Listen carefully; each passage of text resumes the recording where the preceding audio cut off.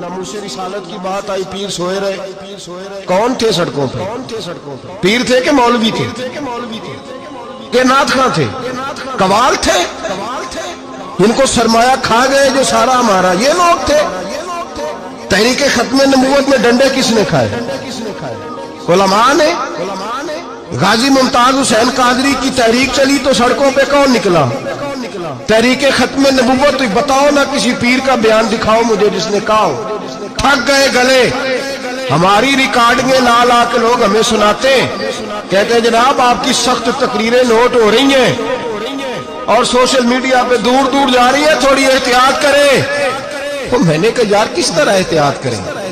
کیسے احتیاط کریں؟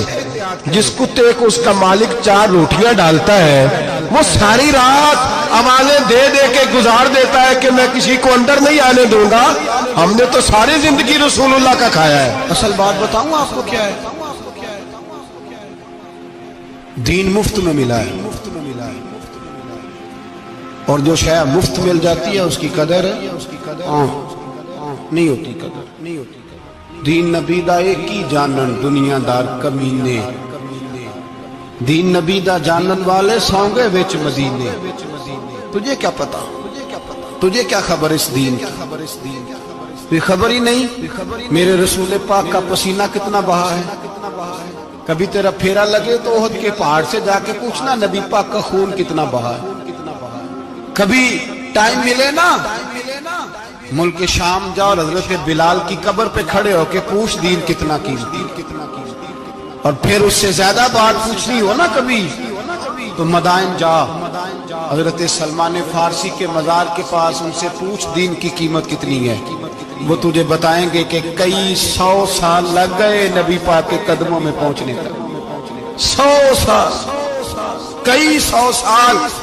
اور اگر پھر بھی تجھے تسلی نہ ہو تو جنت البقیع میں جا اور سیدہ طیبہ طاہرہ حضرت فاطمہ الزہرا سے پوچھ. ان سے پوچھ بی بی اس دین کی قدر کیا ہے. وہ تجھے بتائیں گی کہ جب دین کے چہرے پہ سرخ رنگ بھرنا تھا تو میں نے حسین کا خون دے کے بھرا. وہ تجھے بتائیں گی کہ اس دین کو جب پینٹ کرنا تھا تو میں نے جناب علی اصغر کے بازوؤں کے ساتھ مصوری کی ہے.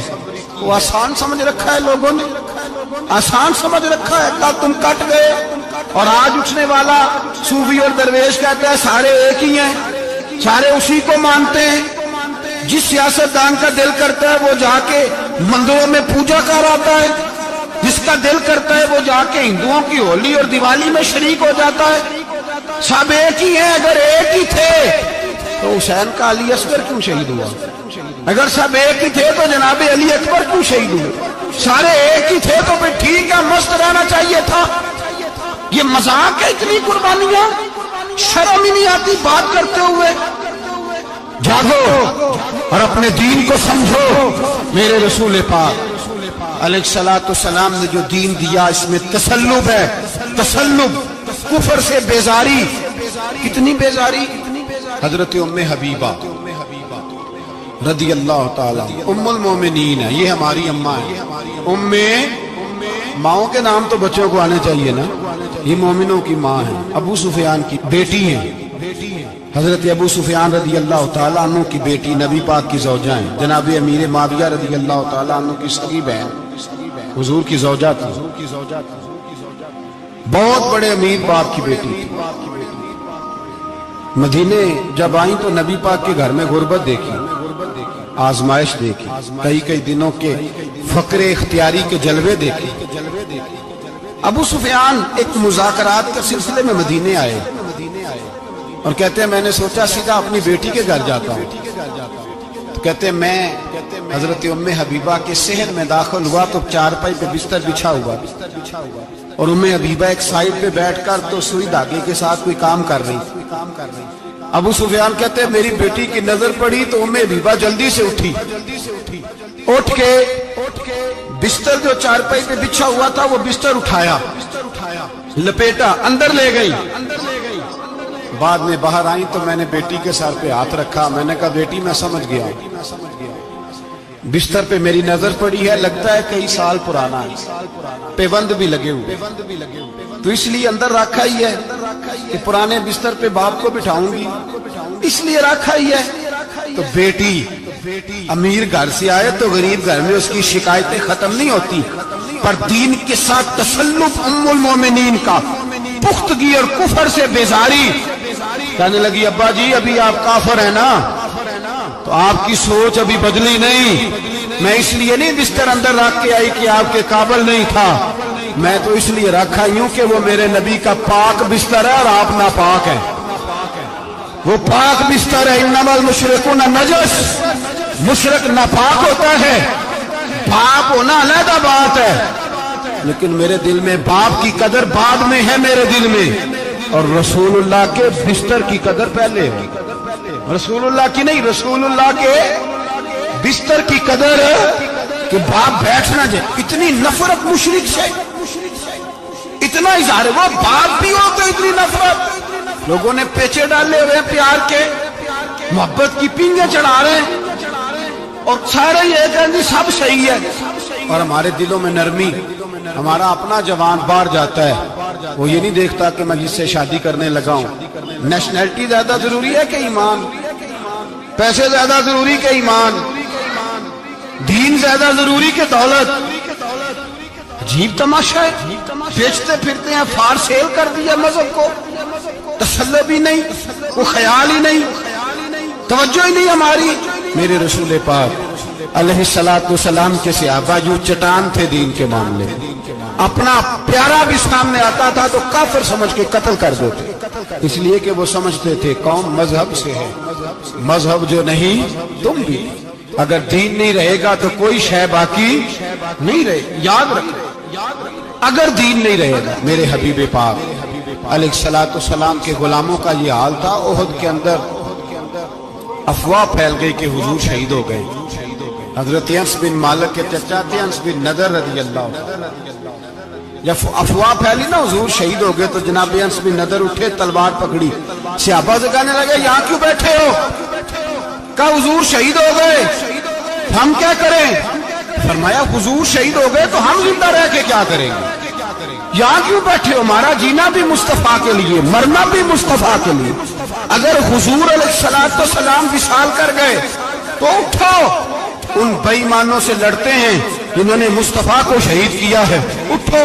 حضرت انس بن نضر میدان میں نکلے، اس طرح لڑے کہ صحابہ کہتے ہیں نہ زخموں کی پرواہ، تیر برستے رہے پرواہ کوئی نہیں، تلواریں چلتی رہی پرواہ کوئی نہیں، ان کے وجود پر نیزوں کے زخم آتے رہے پرواہ کوئی نہیں۔ حضرت انس بن نضر اتنا لڑے کہ حجاج ظلم سے باز آ جائے ورنہ اللہ کی لاٹھی بڑی بے آواز ہے۔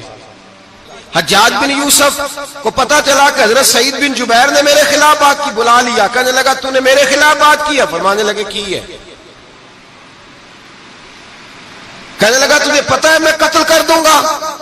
آپ فرمانے لگے نہ تو زندگی کا مالک ہے نہ موت کا مالک ہے، تو کیسے قتل کر؟ کہنے لگا تجھے پتا ہے میرا؟ فرمایا میں نے تجھے نہیں، میں نے تو کئی شداد، کئی حماد، کئی قارون، کئی فرعون، کئی نمرود دیکھے، کئیوں کی داستانیں سنی، تو کون ہے؟ تو تو چھوٹا سا ہے۔ ایک جملہ ہے ملا جلال الدین رومی کا، بڑے درویش تھے، ایک بات کہہ گئے، کہنے لگے نمرود جتنے پیسے نہیں، فرعون جتنی حکومت نہیں، قارون جتنی دولت نہیں، ورنہ فرمانے لگے میرے زمانے میں بھی کئی لوگوں کا خدا بننے کو دل کرتا ہے، کئی لوگوں کا دل کرتا ہے، لیکن نمرود جتنے پیسے، فرعون جتنی طاقت اور قارون جتنی دولت نہیں، ورنہ ہو سکتا ہے لوگ دعویٰ کر جائیں معاذ اللہ ثم معاذ اللہ۔ یہ آج سے کئی سو سال پہلے وہ کہہ رہے ہیں، آج تو حالات بڑے ابتر ہیں، اس کی نسبت خطرناک۔ فرمانے لگے حضرت سعید بن جبیر تو زندگی موت کا مالک نہیں۔ کہنے لگا پکڑو، قتل کرو اسے، لے جاؤ۔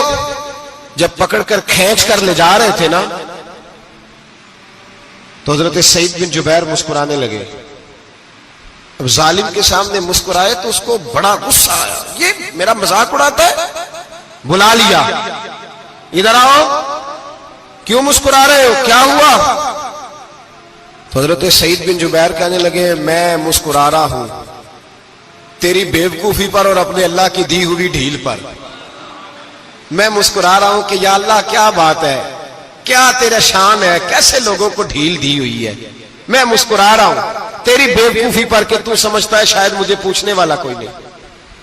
کہنے لگا اس کو باہر نہ لے جاؤ, میرے سامنے قتل کرو. ٹھیک ہے جی, قتل کرنے لگے تو حضرت سعید بن جبیر نے منہ کعبے کی جانب کر لیا. انی وجہت وجہی للذی فطر السماوات والارض حنیفا وما انا من المشرکین. جب آپ نے یہ آیتیں پڑھی نا کہ میں نے منہ کر لیا ہے اپنے رب کی جانب, کرو مجھے قتل, کہنے لگا نہیں نہیں اس کا منہ پھیرو, کعبے کی طرف ہو کے قتل نہ ہو. ہے ظالم پر پاگل ہو گیا ہے. حضرت سعید بن جبیر کے حوصلے نے شکست دے دی, ناکام ہو گیا, مخبوط الحواس ہو. کہنے لگا اس کا منہ پھیر دو. جب کعبے سے پھیرا تو آپ فرمانے لگے للہ المشرق والمغرب فانما تولى فثم وجه اللہ. اللہ فرماتا ہے تو مشرق اور مغرب سارا ہی اللہ کا ہے, جدھر بھی منہ کرو گے ادھر اللہ ہی اللہ ہے, جدھر بھی منہ کرو گے ادھر اللہ ہی اللہ ہے چاروں جانب. پھیر دے جدھر منہ پھیرنا ہے تو نے, پھیر دیا منہ. حضرت سعید بن جبیر کے گلے پہ خنجر رکھا تو آپ نے ہاتھ اٹھائے, کہنے لگے اے اللہ میرے بعد اسے کسی اور پر مسلط نہ کرنا, میرے بعد کسی اور پر مسلط نہ, بس میں آخری ہوں. جب آپ ذبح ہوئے تو اتنا خون نکلا کہ لوگ کہتے ہیں جتنا اونٹ کے وجود سے نکلتا ہے. تر ہو گیا سارا اس کا دربار. ایک سمجھدار آدمی کو بلا کے کہنے لگا اتنا خون میں نے بڑے بندے قتل کرائے ہیں پر اتنا خون نہیں نکلا.